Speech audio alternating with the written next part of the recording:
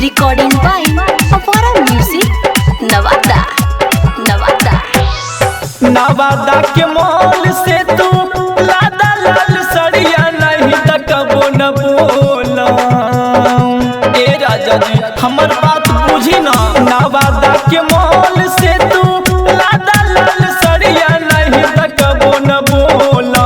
ए राजा जी अलगे बिछाई खटिया संगे न सूतम। ए सैया जी अलगे बिछाई खटिया संगे न सूतम। ए राजा जी अलगे बिछाई खटिया संगे न सूतम। Music by Surfraz, Nevada, Nevada, Nevada. गया सहरिया से चोली जालीदार जी। राजगिर नालंदा से तू लाई द सिंगार जी। ए सैया बुझी ना। गया सहरिया से चोली जालीदार जी। राजगिर नालंदा से तू लाई द सिंगार जी। अकबरपुर से हो सोनावा के नथिया नहीं तकबो न बोला। नीक लागी हो बुझी ना। रजौली बाजार से हो कमर कर धनिया नहीं तकबो न बोला। ए राजा जी अलगे बिछाई खटिया संगे न सूतम। ए राजा जी अलगे बिछाई खटिया संगे न सूतम।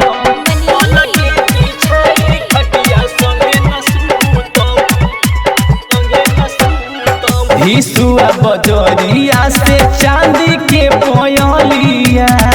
लादा पावा पूरी वाला ओठावा के ललिया।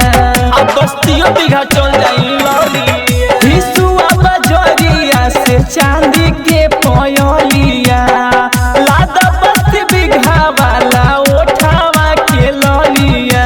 तू बोद सतरंगी पिया मानिला कहनवा नहीं तकबो न बोला। अरे तोहरे से करनी ए राजा जी। आनंद विश्वनाथ पिया मानिला कहनवा नहीं तकबो न बोला।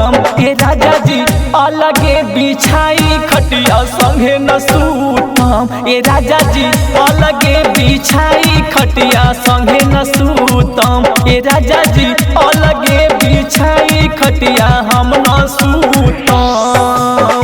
नवादा के मॉल से तू लादा लाल सड़िया नहीं तकबो न बोला। नहीं तो नहीं हो चल जाई। नवादा के मॉल से तू लादा लाल सड़िया नहीं तकबो न बोला। ए राजा जी अलगे बिछाई खटिया संगे न सूतम। ए राजा जी अलगे बिछाई खटिया संगे न सूतम। ए राजा जी अलगे बिछाई खटिया संगे न सूतम। अरे बात बुझी ना।